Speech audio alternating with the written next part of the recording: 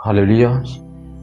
सभी मसीह भाई बहनों को जय मसीह की धन्यवाद देते हैं आज के इस सुंदर समय के लिए जो आज परमेश्वर ने फिर एक बार हमारे जीवन में सुंदर समय दिया कि हम परमेश्वर के वचन को शेयर करें।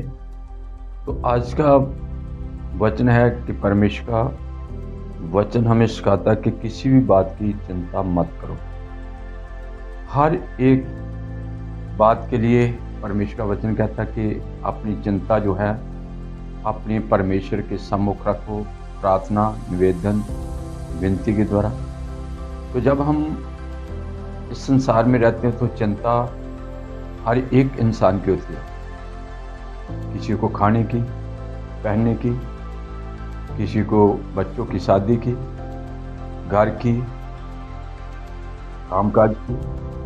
ये सारी चिंता इंसान के जीवन में है। लेकिन परमेश्वर का पवित्र वचन कहता है कि किसी भी बात के लिए चिंता ना करो, बल्कि अपनी जो चिंता, परमेश्वर का दास पत्रस लिखता है कि अपनी सारी चिंता अपने परमेश्वर यहोवा पर डाल दो, उसको तुम्हारा ध्यान है। तो क्या जब हमारी एक चिंता करने वाला हमारा जीवित परमेश्वर है तो हमें अपनी सारी चिंता को उसी परमेश्वर के सामने रखना चाहिए, दुआ, प्रार्थना, विनती के द्वारा कि प्रभु मेरे बच्चों की चिंता है, मैं अपने बच्चों के अच्छे भविष्य के लिए प्रार्थना करता हूँ, मैं अपने अच्छे घर के लिए प्रार्थना करती हूँ, अपने परिवार के लिए।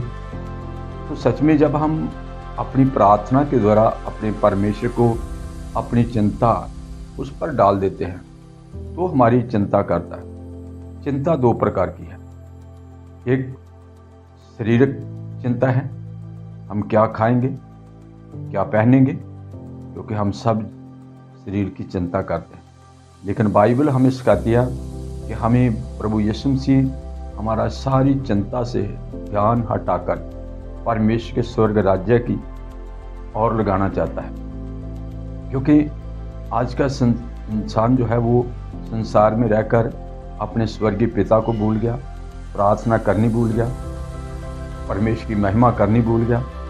लेकिन जिसके द्वारा हमें आश्चर्य बरकतें मिलती है। इसलिए प्रभु यीशु मसीह ने कहा कि अन्य जाति के जो लोग हैं जिनका विश्वास भरोसा परमेश्वर पर नहीं, वो अपने काम की ही चिंता करता है, अपने खाने पीने की ही चिंता करता है। लेकिन परमेश्वर का वचन कहता है काश के पक्षियों को देखो, ना वो बोते, ना काटते, ना इकट्ठा करते हैं, लेकिन फिर भी तुम्हारा स्वर्गीय पिता उनको खाने के लिए देता है, लेकिन तुम तो उनसे कहीं बढ़ करो। इसलिए हमारा परमेश्वर जो है, हमारा जो ध्यान है इन चीज़ों से हटाकर स्वर्गीय वस्तुओं पर लगाना चाहता है। इसलिए परमेश्वर कहता है पहले परमेश्वर के राज्य की खोज करो, धर्म की खोज करो, ये सारी वस्तु मिल जाए। पहले तुम प्रार्थना करो, परमेश्वर की महिमा करो, प्रशंसा करो, ये सब कुछ तुम्हें मिल जाएगा। तो इसलिए हम परमेश्वर का वचन हमें सिखाता है कि हमें प्रभु यीशु मसीह जीना सिखाता है कि हम कैसे इस संसार में रहकर एक बढ़िया जीवन जी सकते हैं। वो केवल प्रार्थना विनती के द्वारा है।